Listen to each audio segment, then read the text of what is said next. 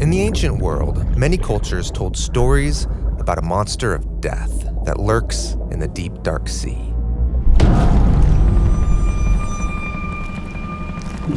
In these tales, the dragon and the sea it lives in represent the chaos that threatens to drag creation back into nothingness. The ancient authors of the Bible not only knew about these symbols, they also used them in stories and poems all over the Bible. Really? Dragons in the Bible? Yes. On the first page of the Bible, God brings order by separating the dry land from the chaotic sea, and there he contains the sea dragon. And this monster is connected to that dragon-like snake that confronts Adam and Eve in the garden.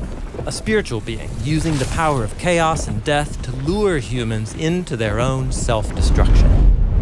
Biblical authors also use dragon imagery to describe violent human kings, like Pharaoh, who enslaved and murdered the ancient Israelites. Even the famous Goliath, the details of his armor and weapons depict him as a scaly, snaky giant.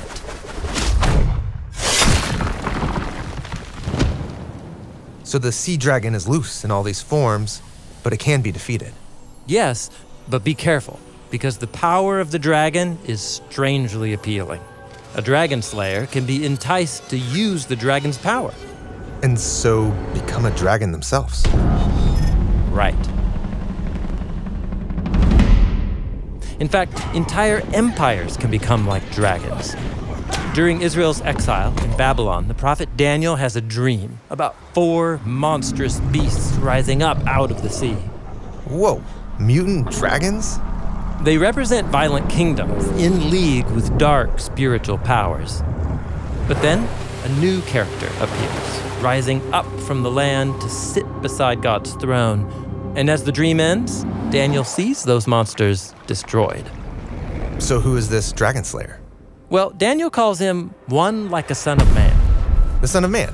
That's what Jesus calls himself. Yes, in fact, the gospel authors depict Jesus confronting the dragon in many ways.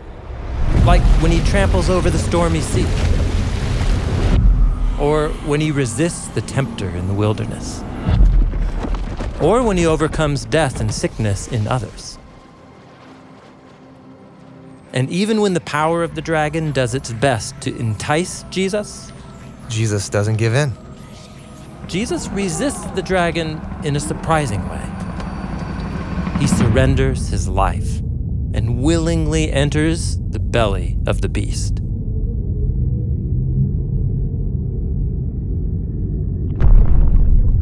Wait, the dragon slayer is slain by the dragon? Well, that's how it seemed. But Jesus trusted in God's power to create new life on the other side of chaos and death. And he called his followers to confront the dragon in the same way. Which means? Resist the temptation to use the violent, destructive ways of the dragon. And also, don't be afraid of it. Jesus' victory over the beast has created a way to escape its power.